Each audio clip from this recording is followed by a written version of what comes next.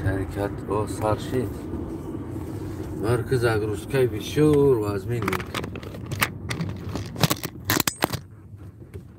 Biz yoda kodam rah beda. Manzarat mekhomаш baroy ki Agruska ra bişiyorduk.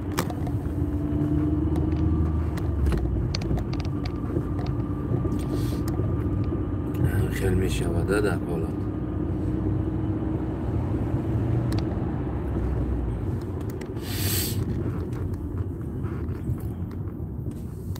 صحبت شروع کنیم.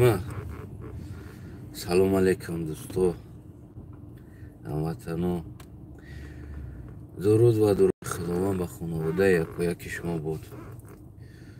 نمیدونم چی به تلفن تحریکت زاگروسکا را بیشو کرد نو برامدنی بدم که در اومد. اجر ثواب شکرانه به پایان. اگر خواهین که از اجر ثواب نمانین بخواهین صاحب اجر ثواب باشین خاموش باشین. حاجی میرزا خیلی خطاج گوش کردیم درباره قضیه کلاب فکر نظرهای ترا و اجر ثواب های ترا. البته که ما میدونیم شما یک چه خیلی بگیم همین انسانی هستین که خلاص سالهای 90 فقط از همون گشنگی های یاران پیغمبر گپ میزدین و در این خیلی حادثه ها شما درباره اجر ثواب در یادتون میزنه. یکی میبروین شکرانه و اجر ثواب و غیره چیزها. حاجی میرزا یک سوال دارم. بنزینم تمام شده است. مردک باری چی فکر داری؟ بگم تقدیرم ده همی های یا برام بریزمش بنزین یا که اگر برام بریزم های اجر ثواب خداوند میمونم و میگه که خداوند در تقدیرت بدی چیز تو جلب کردی رفتی بنزین ریختی هم خیلی امارزت ری نمی طرف روز قفا پرژین شکستگی های حاجی میرزا یک چند روز شکست. چی فکر داری؟ همی تقدیری ما دای همی چیز برام علیش کنم بگیرم پرتم نو بزنمش یا که همی بیست همی گوی تقدیرای پاکه پیش اوستا برام اجر ثواب نمیمونم. حاجی میرزا سلوچه اینه همین چندین مسئله ها هست. حاجی میرزا همین شو همین یک نوار دیدم که یک آدم همین کاتالیزاتورش بریدن دیدن دزدها کدام یک سیمکا کردورا همین چی مونده است فیسبوک همورا چی خیل بد. حاجی میرزا از نگاه خودت همین برای پیش پلیتیا جلب کنه یا که اجر ثواب میمونه کاتالیزاتورش دیدن یا که او را در تقدیرش خداوند هم خیلی نوشتگی بود. یعنی که او اگر تقدیر خدا را این کار کنه برای جلب کنه اجر ثواب میمونه. چه خیلی حاجی میرزا همین مسئله ها من راستی بگیم که همین مسئله ها را کمتر بگیم که نفهمیده ایستادم همین سخنهای شما دومله ها را من نفهمیده ایستادم بازن وقتا که همین اجر ثوابی که شما میگین یا که نمیدونم یک مصیبت میشوه در سر مردم از طرف یک انسان دیگر میشوه همین اگر که این را به خیزی جلب کنی خدا چی باست روزی نمیشوه یا که خدا همون میدادگی اجرش میگیره است که دیگر تو صاحب اجر ثواب نمیشه. هیچ خیلی همین اجر ثواب شما همین را کنکرت نمیتونین بفهمونین. حاجی همین جا مصیبت های خونه مرده که راست کردن در کره از یک خاندانی که یک روز پیش توی شدگی است 5 نفر مردگی است 3 کودک 2 کلان مردگی است 5 نفر یک روز پیش توی بود دیم روزش 3 خونه یکاو دودار ویران شدگی همیاز گپ زنن جلب کنن اجر ثواب خداوند میمونه نه 5 مرده از یک خونه نمیدونم با خدا تو نرکمانی تو زدگی چشمان مرغک رفته سای کو چوم چی گفته سی تو عقل داری خودت اوجی عقل هست ده پریچم اینجا خدا و اینه پرابلمه نه خیزن زید امام علی نه خیزن که اجر ثواب به خداوند میمونه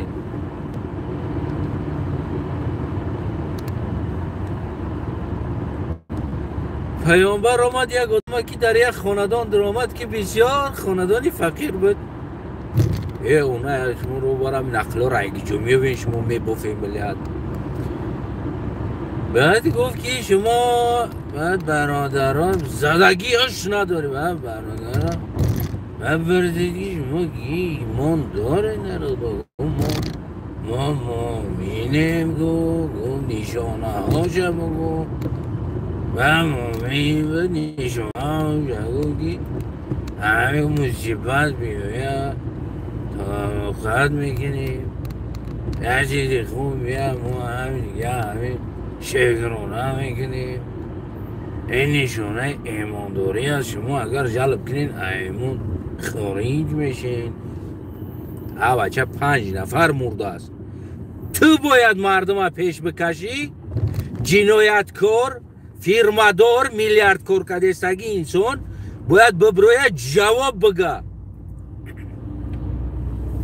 شما بدین پدنالاتو وردین همی امام علی را مردم در گوشش خوندن که پوچو سویای خدا است به خدا قسم اینمی پروپاگاندا را شما آوردین بازیر یا تایدگاه کریم رحیم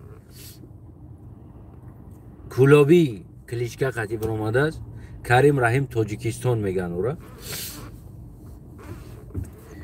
میگه که خداوند در قرآن شما با خدا قرآن از دیوت سکدین پرتفتین بشخی خداوند در قرآن عظیم شان میفرماید که اگر پاچار گناهش ایتار سرش تا آسمان باشه او را اطاعتش واجبه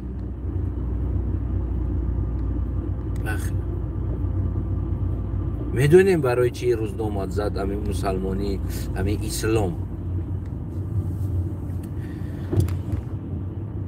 اسلام واقعا هم بگیم که ازدواج سشید برای که در زمین کسی رهبریتی همین دین و کنترل همین را به عهده نگرفت و نشد تاجیکستان براست خودش دین داره правила дора افغانستان براست خودش ایران براست خودش که جای ده مسلمانای براست خودش اینا یک سنتر دارن یک جا دارن مثل یک دولت هست اوجا ده پاسپورت داره خودش با همه آدمایی که در اوجا بگیم اقامه میگیرن پاسپورت میتن مسافه زمینش 40 هکتار زمین ہے بسیار نیست 40 هکتار زمین به حیث یک دولت الهیده برای واتیکان میگن نامشم همین کنترل دین همین دین کنترل میکردگی انسان ها بگیم در همه جا چیکار میکنن میشینن این نماینده از هر جا دارن مثال رهبر تعیین میشوه از پولشا یک بار بگیم که از پولیاک تعیین شدگی است در اونجا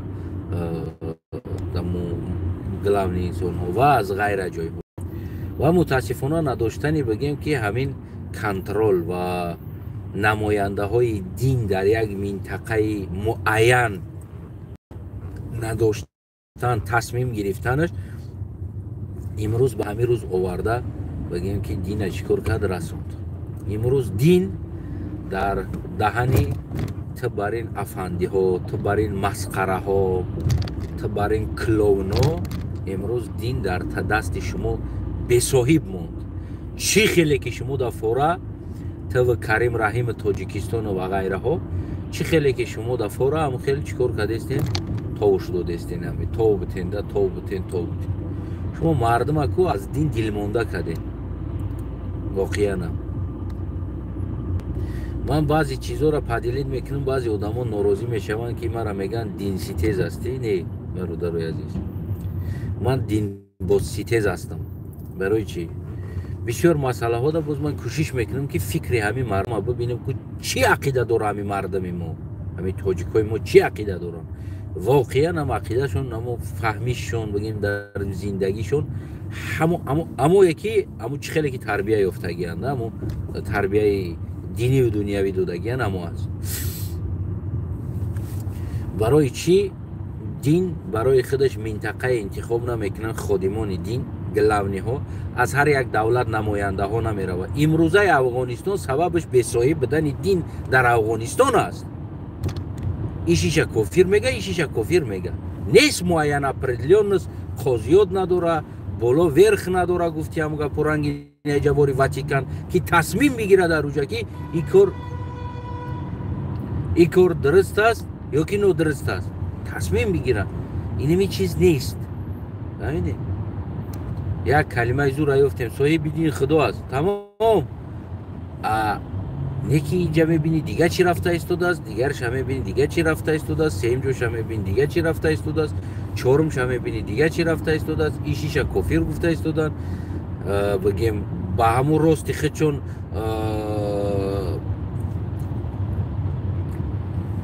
حکم برآورده ایستادن، با راستی خودشون بگیم که پیرواد کرده ایستادن حدیثا را، بگیم با راستی خودشون گرفتن آوردن حدیث قرآن با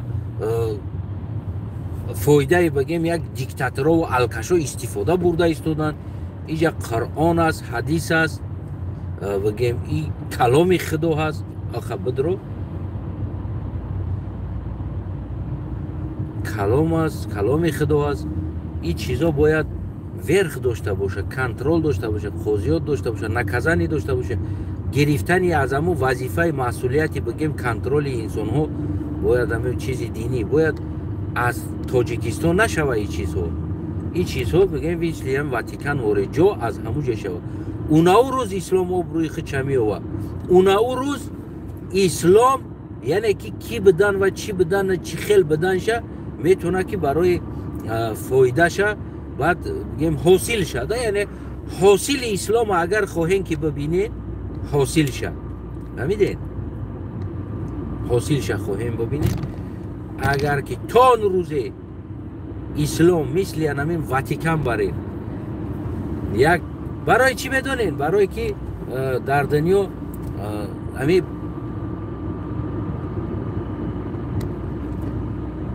دلبایاب زیاد است و میخواه پول کار کنه، از زندگی خوب است، نمیدین هیچ که کنترل نمیکنه، هیچ که هر که براستی خودش بگیم که همون کیفیتی صفایتی خودشون ندارن، زده رفته ایستادن.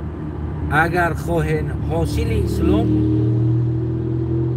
اگر خواهن حاصل اسلام تا اون وقتی که تمام مسلمان های دنیا گلونی ها جمع شده یعنی همون پایه جای پایش زده اینمی جده الهیده یک مثل واتیکان برین یک کشور اونا او جره پاسپورتاش او جره اخرانیش دنیا عالم اسلام او جره محافظت بگردن میگیره و تمامی مال ملک اسلامی را چیزای لازمی را آورده در اوجا، کتابخانه بزرگ اسلامی ساخته در اوجا، از تمام عالم های دنیای اسلامی نماینده ها در اوجا شیشته، از تاجیکستان، از ازبکستان، یک تایی، دو تایی نه، 10 تایی، 20 تایی، 50 تایی نماینده ها اوجا در خانه ها کرده.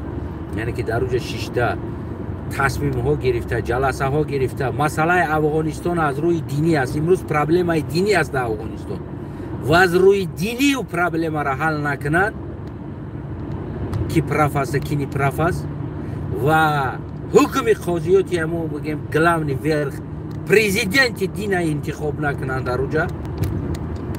همین مسئله همین اروپا همین پرابلم دینی همین خیلی حل شدگی است، همین خیلی حل کردن. یعنی پرزیدنت دارن، پرزیدنت دینی دارن، او انسان تعیین میکنه گلاونی ها را، کنترل میکنه پول نیروس همون جای ها را. قانون و قاعده بگیم دینی در اوجا تصمیم گرفته میشود چیکار کردن در کار است، چیکار کردن در کار نیست. و بحث موضوع چیزای دینی در اونجا میشود. از تمام دولت ها بگیم که نماینده های همون دینی در اونجا زندگی میکنن هستن اونجا هستن. تو اگر ما شما مردم کل مسلمان اگر تصمیم نگیرن این کار نکنن، یعنی که نمیبینیم در یک جا یک دوملوی بگیم چیز چه بگیم معلم. دوملو اصلا معلم است، کلمه معلم است که دوملو یک اون چیزی سویتوی نیست، همین معلم دوملو هست. یعنی که در اصل دوملو باید باشه. یکی خیلی پریدومت کرده کلمه توجیکی معلم مثال اسم موندگی. یک معلم دینی طلبا را کلتکشپ کرده ایستاده است، بی‌رحمانه ده رگای پوچش میکنه، فردا اینوالید میشوه، یا نیتو میزنی یا استخوانش یا ستمرش یا چشمش کنه او مایب میشوه. یکی بی‌رحمانه زده ایستاده است. میدونیم برای چی؟ برای که تنظیم تعلیم دینی نیست. تنظیم تعلیم دینی، برای تنظیم تعلیم دینی شدن باید گلاونی مثل واتیکان موری جا انتخاب کنن، مسلمان ها بشینن جا انتخاب کنن، نماینده پریزیدنت دین تعیین کنن و پروگرام های درسی دین تعیین کنن. یعنی که هر دولت برای خودش پروگرام داره زده ایستاده است. خلاص دین به صاحب است در زمین، دین به کنترل است، هر کفاره بر راست خودش برده ایستاده است. میفهمی نمیره؟ و پرابلم اصلی پرابلم دینی در کجا است؟ باید این خیلی انسان‌ها را همون گلاونیا باید سودیت کنن یورا که تو این کار نکه، این کار درست است، نه این کار نادرست است. باید بگیم کار کنن. تو اگر بالای دین کار نکنی باید اینا رنگ حاجی میرزا واری اخمقا، رنگ کریم رحیم تاجیکستان واری اخمقا چیزی که اومد میبروی مردم ایروی دین دیگه فن کده میگرده. واسه مصیبتی کلو پرابلم ای کلو ریال وینوات است در روی زمین. اینجا خدا را خوش نکنین. وینوات در روی زمین از جواب باید بده. والله که شما اگر این همه ریزاگی خدا بود، خدا بود، این ریزاگی از خدا بود. او ورزد که هیچ که باید جواب نگه. خدایی نکنه شما زید یه ممالی گم نزنین، خداوند شما ریزا نمیشه. شما از او اجر و ثواب هایی که خداوند ذکر کردگی است، شما از او اجر ثواب ها میمونید. خدایی نکنه که شما خدا نکنه که ناراضی که کنین که ممالی خطا کرد در اینجا که خدا اجر شما را میمونونه، خدا از ثواباش شما را بیرون میکنه. او جنت همین زیبایی هست که بسیار زیبا، از او جنت میمونه. شما زیدی ممالی گم نزنید سلو چاینا، از زیباگی جنت میمونه.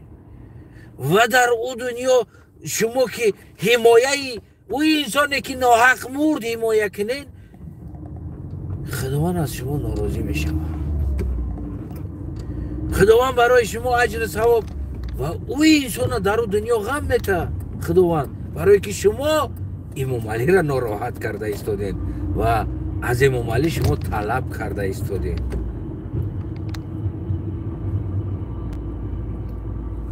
اینا داملاهای ما و شما هستند. اینایی را میگن به صاحبی دین در روی زمین. میدونیم برای چی؟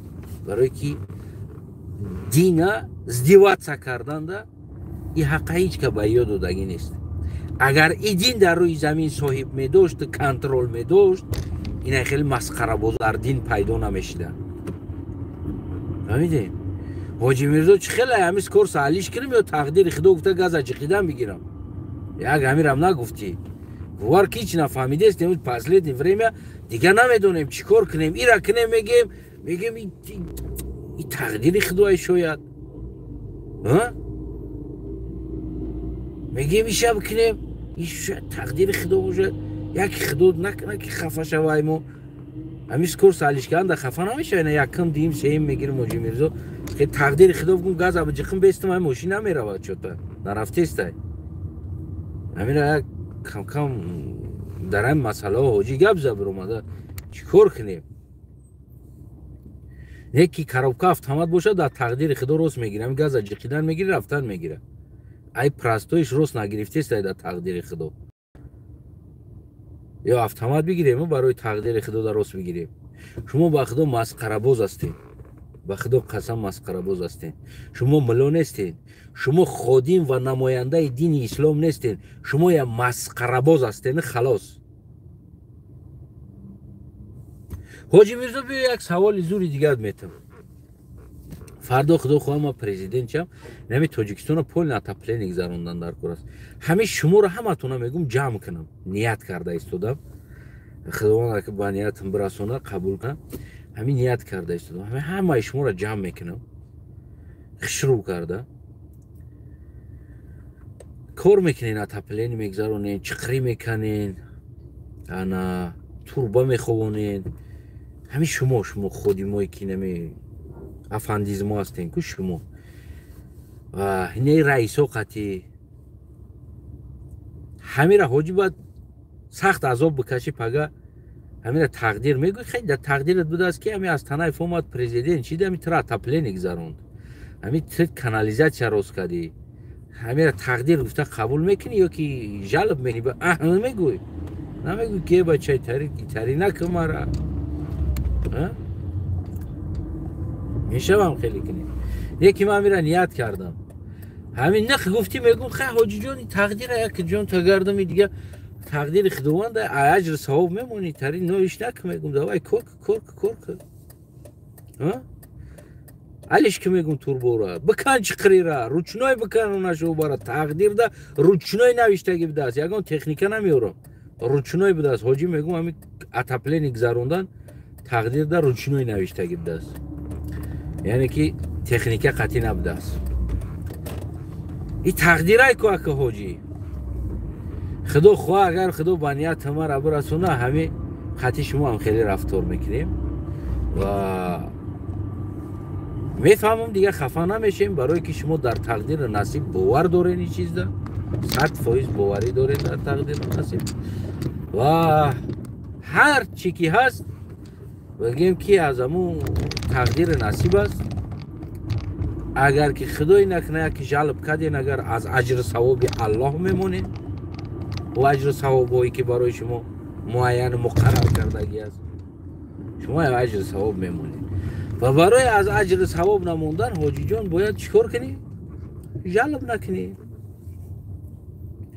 چقری بکنی خدا خواهی نخیر ترانوای میگذرونیم درون شهر را همه را بگیم هم یود کار کردن در کور است هم نمیو را کو کاندن در کور است بس یک دیگه جورا گفتی هم گپوی فند فریبوتون بس کنی نکه دیگه همین تقدیری گفتگی خیتونده که ببینیم شما چقدر باور داریم ما شما را کار فرمونیم روچنوی بعد سوال دیگر همین امام علی رحمان ریشه نرم موندمی هم از جانب خداوند همین نوشتگی بدم خیلی این تقدیر نصیبی مردم تاجیکستان ده همین خیلی بود حاجی که باید همین ریش باید معین کرده شود سانتی مترش همین چیز از جانب خداوند بود دیگه یگان جلب پلب یگان چی کردن یگان خیلی حاجی همین ایروی اجر ثواب نمیمونیم اگر بخیزیم جلب کنیم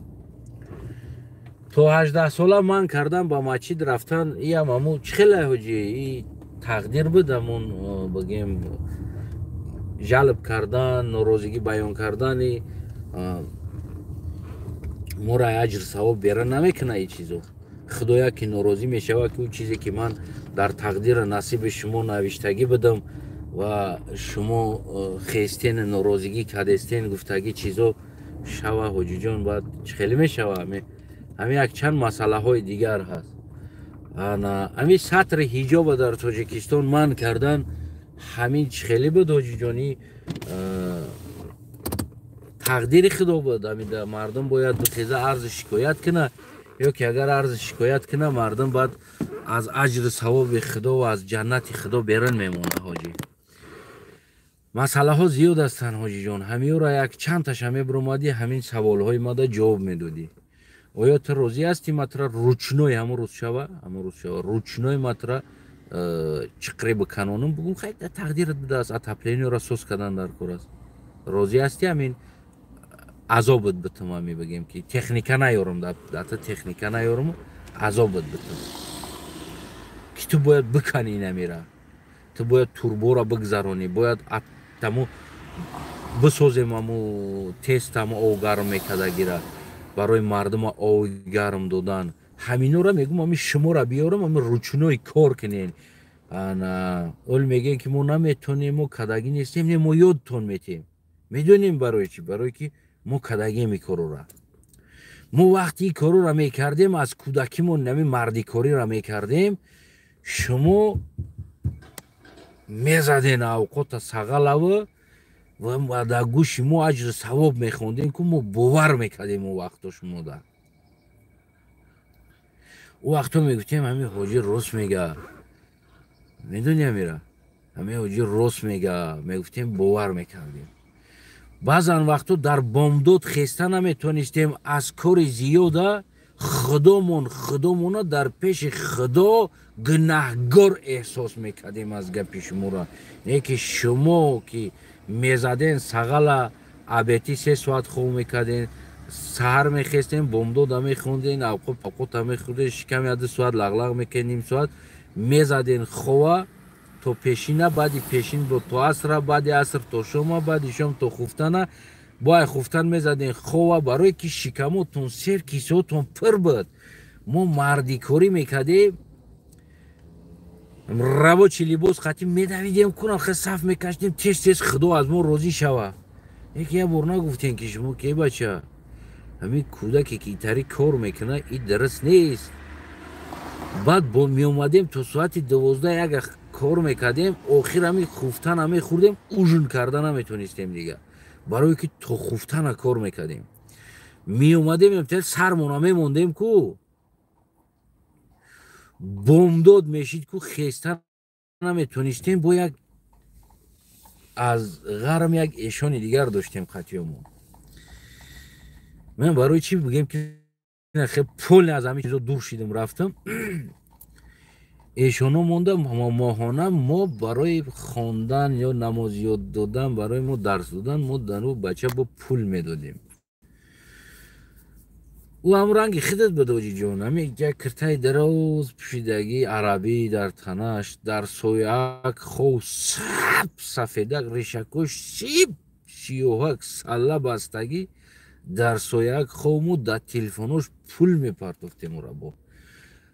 ҳамин хел танзим карда будем аз гапҳои шумо худомона ки навбатакӣ дар телефони ӯ пул мепартофтем ки то ки ӯ хона қатӣ гап зана. ӯро вақтҳои охир омад, пулш дар телефон тамом мешид, бо дуғ мезад моро ки абаша бира парту амира,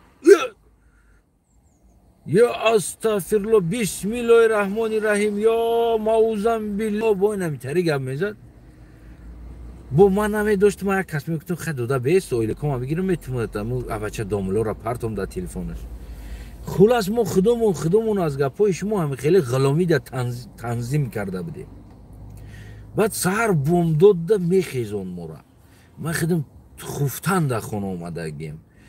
дар 6-ум 8-ум этаж семент ғишт кашидагием, ов кашидагием. баъзеҳош да намебиромад, ручной ов раствора гуфти ҳамун гапо мекашидем. вақт зданиё хел дарозанд, дурнош холияи монолитай, ай и лаваш кран ҳуч мекуна мемона ғишта, ай ӯ лаваш то инай мобайни инай тарафора ку бояд тақсим кунӣ ғиштора. ҳамин ғишта тақсим мекардем. рӯзи дуроз аз пристави ки аз ҳамин якум этаж сар мекардем, биромада мо кран лавои битонода монда рафтагӣ хел стройка коркардагио медона. ман якум бор дар зиндагим стройка ҳамҷа коркардем. ҳамин ғиштора мемондем, меовардем дам тақсим мекардем да ҷои стена мешидагиода. як 15 нафар бачаҳо будем, тақсим мекардем. 15 нафар коромон ҳамин буд, тақсим мекардем. اگه حاجی میرزا خودت میدونی که این کار که یه بار کار کنی بعد یا که نمیدونی یه بار این کار کنی بعد میفهمی که چی گپ است چه خیلی از سیتواسیا روز تو بگر غیشت کشدگی گفت لوی کشدگی بگه می اومدم بومدو میخوند خفتن میخوندی و خومه بود بومدو د خسته نمیتونستم برای که او قدر کار که اگه هش نداری این دوملو میومد خیلی بچه خداوند ثوابش در این نمیجاست امروز سنجش خداوند است یعنی با درجه مرا آوردگی بدن که دیگر بعضا روزو در تورات کردن میخستیم من در تورات گریه میکردم حاجی باور که زورو میومد همین یک ساعته که دیگه باید زیادی خواب کنی اقلا نه بایدم و время треба بخیزونم با درجه اومدیم بعد ما میبینم چوتا بچه استوستا کوارتیره میوان میروان من مونده ایستم قلق بیعقل بگیم ایستادم همونجاده خیلی ایستادم زورم اومد بعد یک روز یک تاش گفت که ای بچه گفت ما همون کوارتیره رفتیم سببش که همین در جون منزد اینه میملو برای هم گفت ما خونه دیگه گرفتیم بعد ما گفتیم بعد یابید بعد عقلم در اومد که توجیکو چی باید جا گرفته استم گفته بعد ما هم سمکم جمع کم یک کوارتیره یفتم یک کوارتیره نه او داشت نه تپلینی داشت هیچی نداشت همین نوسترویکه بود اما یک جوش در خونه کدگی گفتم همین خنک باشم من دی همونجا خورم یک ساعتک زیاد چی دیگه یعنی که شما مردم هم خیلی غلامداری کردین اومدین غلامداری در حالتی که تو رهبر دینی ما رهبر اسلامی ما تو باید ما را خیلی روز در غلطیدنی نمیموندی برای چی؟ برای که وطن جزیر شده است بعد شما رهبرای دینا باید مردم رهبری میکردین تا که وطن در این احوال نیاید و ما در 14-15 سالگیمون مردیکار نشیم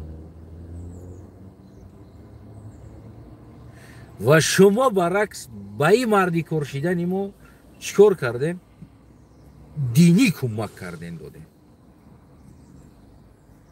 حاضر تصور میکنیم که شاید بالای سری ما در شاگرداتون هم خیلی شما روی کذب دین که تو که بگیم ما را در همون جمع غلامداری را سخت و قپا بیسته که بگیم چی نریم ما ای کار اومده گیم هش ندارم اومده نقل جنت بیشت کدیسته و چشو برام در اینجا مردم در دوزخ زده گیم اومده خداوند هر یک صدقه شما را کدام صدقه غلام چی صدقه داره ما امروز این چیز را که گفته درک کدیستم غلام چی صدقه داره اونا تو برای تو صدقه نمیکنی چی به یک غلام صدقه کنه کی گفته است که پولی مردیکار صدقه میشود کی گفتی گپا شما زده استین اونا تو نو برکو صدقه گفته کی را میگه کی میگه که پولی مردیکار صدقه میشود همین سوال دا جواب بده برادر همین سوال جواب بده کی میگه تو مردیکار شرایط خونش میدونی نمیدونی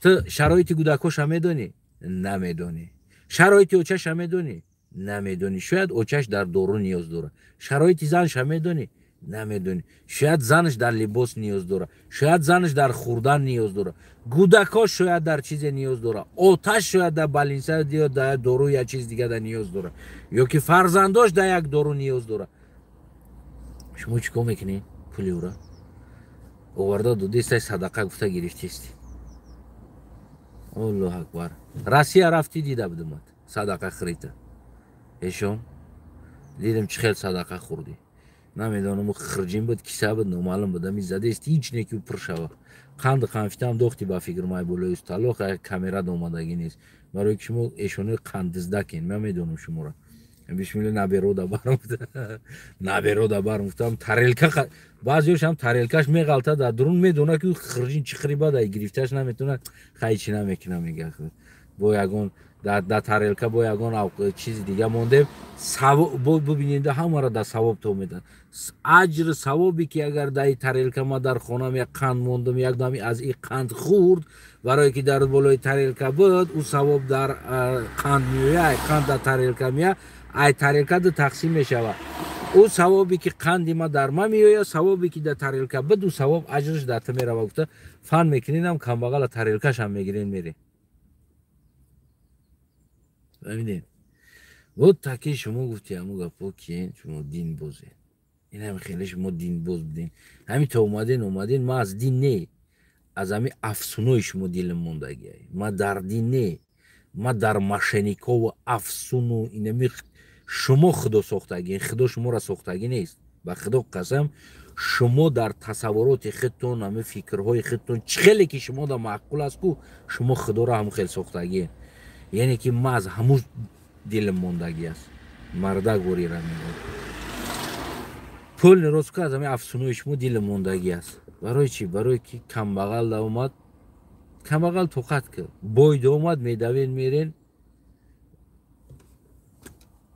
من در خدا رحمتی پدرم بود نون کردم. اینمی خیلی دوری دوملا اومدن ایشونو که هم وقت همی قرق باوری موندگی بود. فیروت کردیم اما اومدن یکی زنگ تلفن شدم که در کجای دیگه خدایی بود او پول دارتر بود است.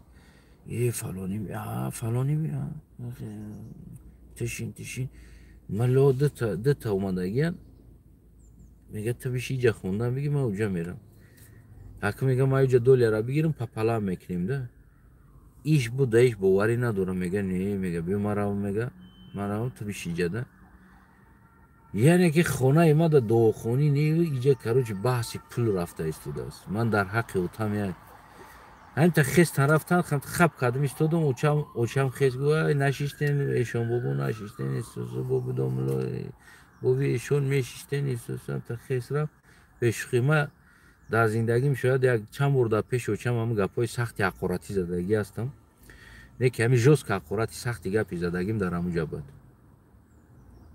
ما یاد دارم ده همین ای خونه ده در اومدیم اوچم قطی که هم قمور حقورات کردم که خفور اوچم باشه خب که اینجا مهمونای دیگه میشنوان. ای با خدا گفتم دیگه صدقش هم دروغه، نانش هم دروغه، همش دروغه و مرده هیچی هم نمیخوره.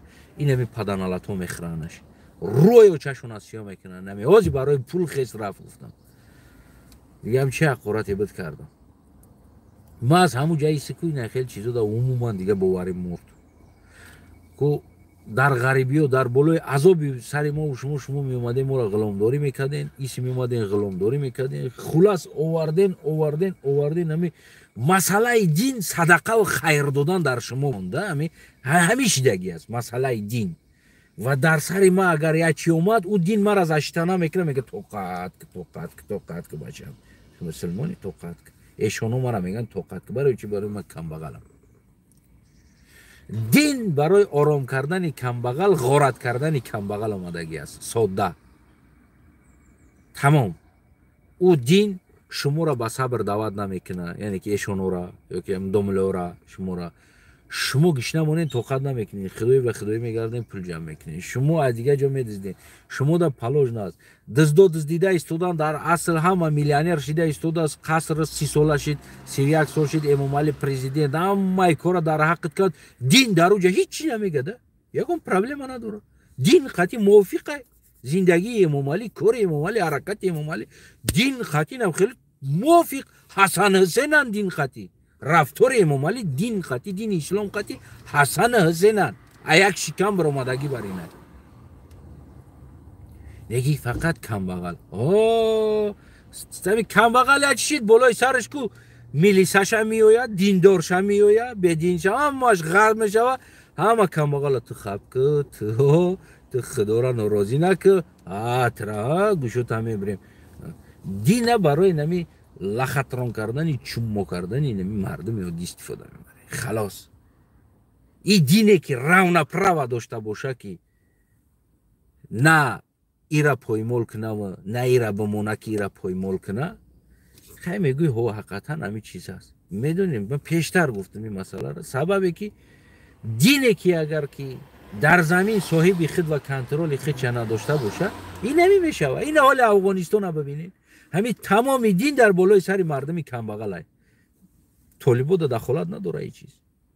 طالبا خون هم گویده استن، تجاوز هم کرده استن، زینو هم کردیستن نه که یاد کم بغل دخته قطی بچه عشقی کنه و برو وارد سنگسور کردیستن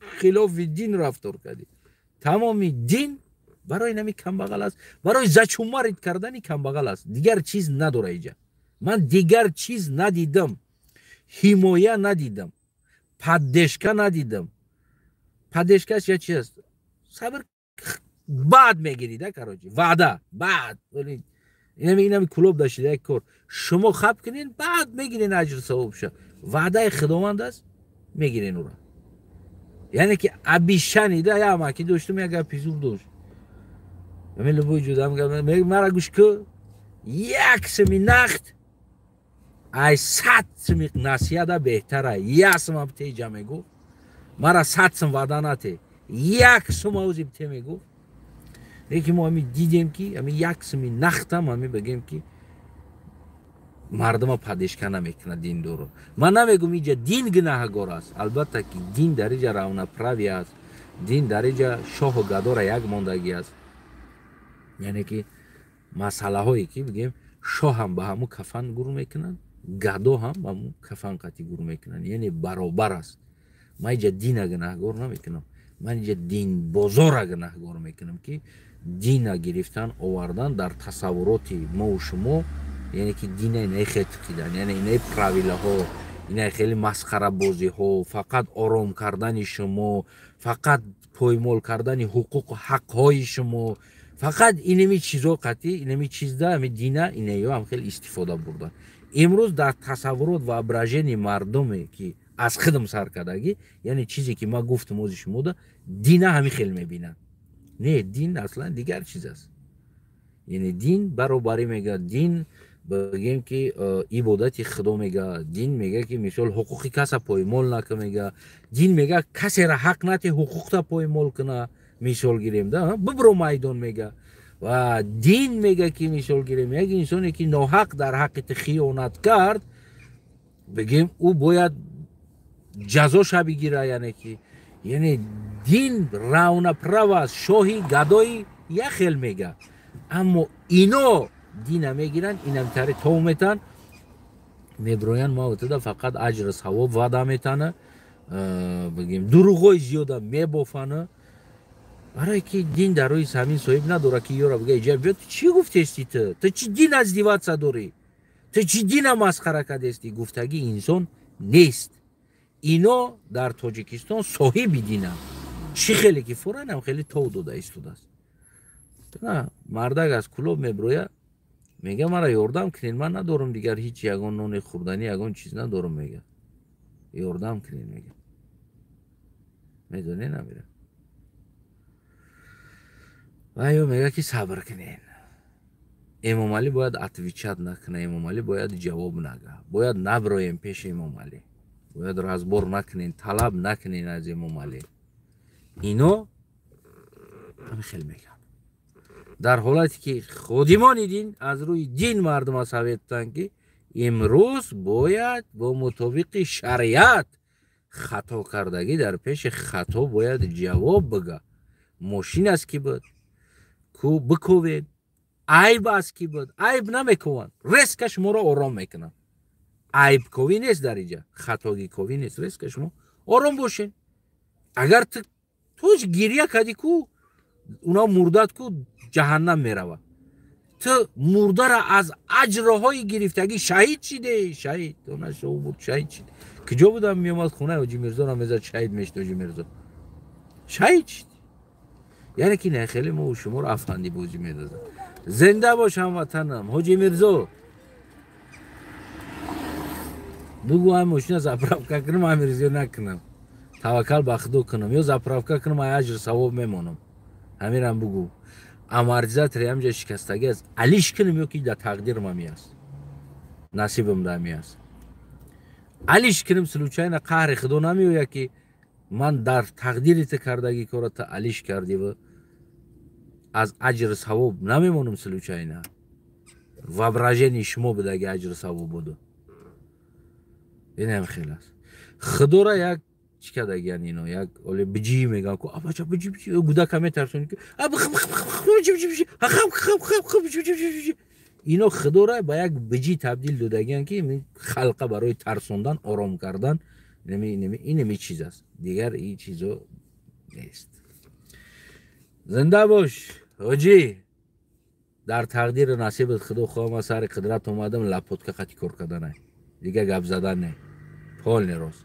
این تقدیر نصیبی ده همی های، تقدیر نصیبی نام ملوده همی های. ما که اومدم لپوت که خطی چقری میکنیم، توربا میکشین، روچنوی کار میکنیم، اتپلینی را ساز میکنیم. اگر یک وقتا تقدیر نصیبی مردم در نبدنی اتپلینی بود، بعد در تقدیر نصیب شون یکی بدنی اتپلینی میشوده. این ایجاده همش وقت دو. هر چیزی که تو ساختی اونمو تقدیر تای بشی، هیچی نسازون، نه تقدیره نه نصیب، نه اجره نه ثواب. زنده باشم وطنم. پادلیت پاد پیشکاره فراموش نکن. رایش که با مهاجی تا حاجی جواب ته تقدیر بگم یا زپرافکش کنم.